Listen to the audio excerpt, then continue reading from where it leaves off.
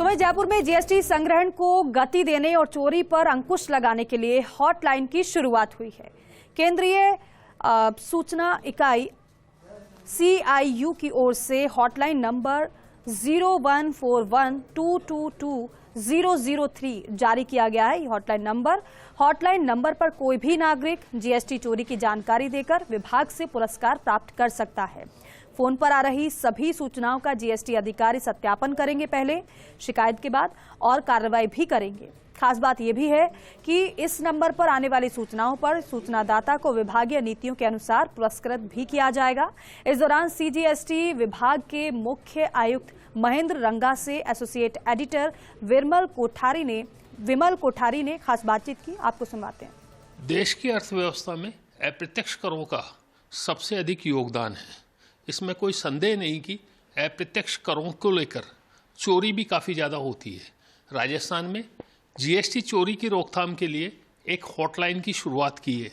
हमारे साथ CGST के मुख्य आयुक्त मिस्टर महेंद्र रंगा है। हम उनसे जानते हैं कि ये हॉटलाइन क्या है और इस हॉटलाइन का असर क्या होगा। सर, ये हॉटलाइन क्या है और इस हॉटलाइन का असर क्या होगा?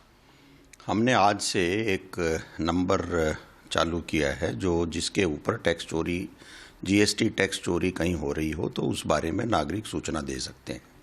ये एक सिंपल नंबर है 222003, 3 बार 2, 3 बार 0 और 3, तो एक आसान नंबर है।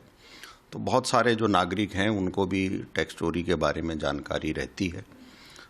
वो नागरिकों को कई हैसियत में ये जानकारी हो सकती है।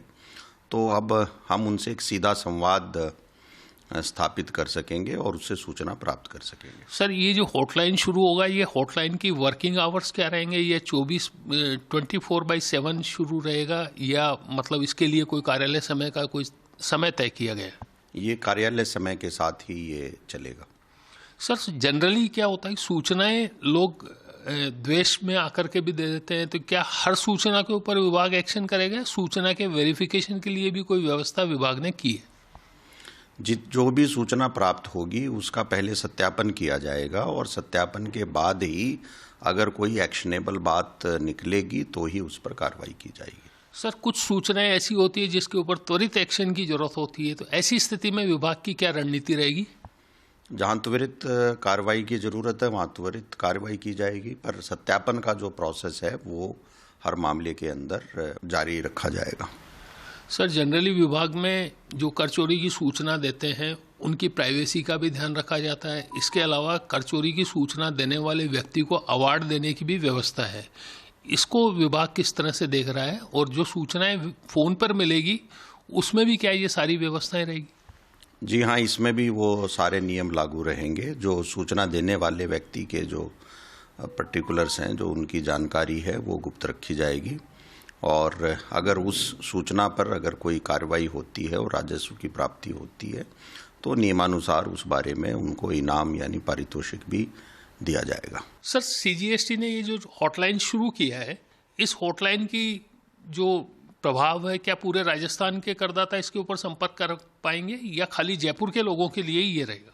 ये पूरे राजस्थान के लिए है और राजस्थान में कहीं से भी कोई सूचना दे सकते हैं। सूचना तो बाहर से भी मिल सकती है, लेकिन जो कर चोरी है वो राजस्थान में होनी चाहिए। कुल मिला के ये कहा जा सकता है कि राजस्थान में यदि जीएसटी चोरी के संबंध में किसी के पास में कोई सूचना है तो वह निश्चित रूप से CGST की ओर से जो हॉटलाइन शुरू की गई है 222003 इस पर सूचना दे सकता है और सूचना प्रदाता को GST कानून के अनुसार जो पुरस्कार की योजना है उस योजना का लाभ भी मिलेगा। कैमरामैन राकेश के साथ Vimal Kothari, First India News, Jaipur.